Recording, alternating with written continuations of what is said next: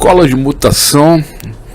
Hoje eu vou falar em Eduardo Marinho, que é atualmente uma celebridade, né? É um filósofo de rua, artista plástico. É um cara que morava no Leblon, né? Estudante de direito, em resumo, né? E resolveu largar tudo e literalmente morar na rua. Virou praticamente um mendigo trabalhando com a sua arte, né? Ele tem umas produções de peças artísticas, desenhos e tal, e passou a viver assim.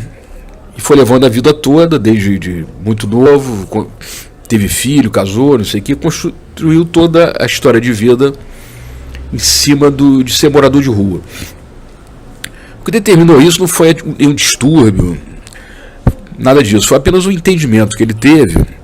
Apenas não, foi uma tremenda elaboração que ele fez, que ele começou a questionar muito o sistema, perguntar por que o sistema era assim, a sociedade era assim, por que uns têm, outros não têm, e começou a avaliar que quem tinha muita coisa vivia da exploração de quem não tinha. Então ele costuma dizer que tudo que a gente usa, né, desde a moradia até o sapato, tudo ali tem o pobre por trás fazendo aquilo tudo. Então, na verdade, a classe poderosa são os pobres. A classe pobre é a classe que realmente tem o poder, que tem importância social.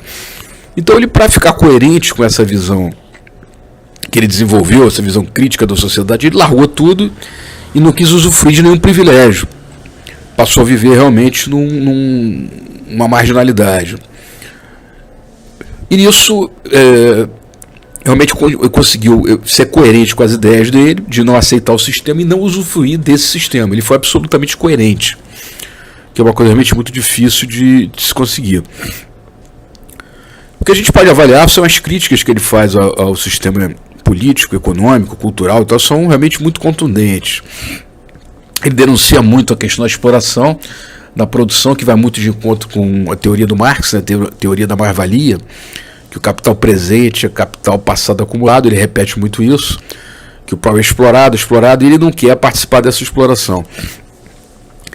Mas eu acho que isso realmente, o cenário da vida dele seria o produto final de uma concepção de pensamento. Então seria interessante, mais interessante até, avaliar como é que se dá a forma de pensamento do Eduardo Marinho, né? O que leva a ele ter esses resultados de vida prático, né? Abandonando e negando o nosso sistema, a sociedade completamente, levando uma vida independente.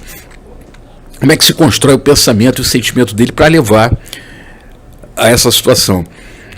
Então me parece que ele usa bastante o campo intuitivo, ele fala isso, né? Ele é muito mais pela intuição, e ele inclusive acha que o pobre é muito mais intuitivo, tem uma sabedoria mais apurada, né, do que as pessoas da classe média para cima.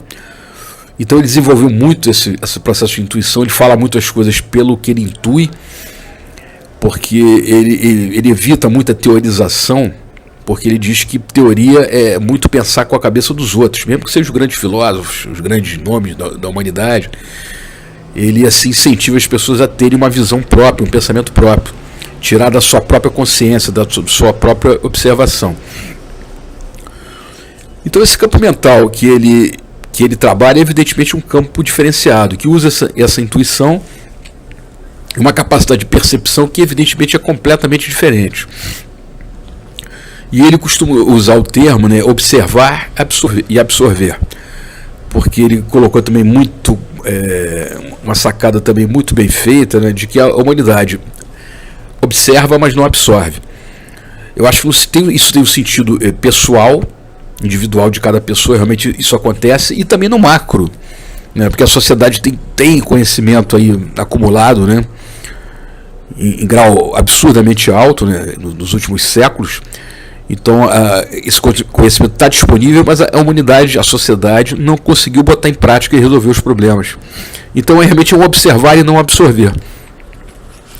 E tudo isso faz que ele acaba construindo um campo de filosofia e um campo teórico de vida bastante diferente, prático, e uma coisa é ser observada e estudada, porque na medida que cada pessoa uma parte da sociedade operasse no grau mental, no campo mental que ele demonstra, né, de percepção, de entendimento, de crítica e de pensamento e comportamento coerente com essa crítica, com esse entendimento, a sociedade estaria em outro patamar, o planeta estaria em outro grau, em outra dimensão.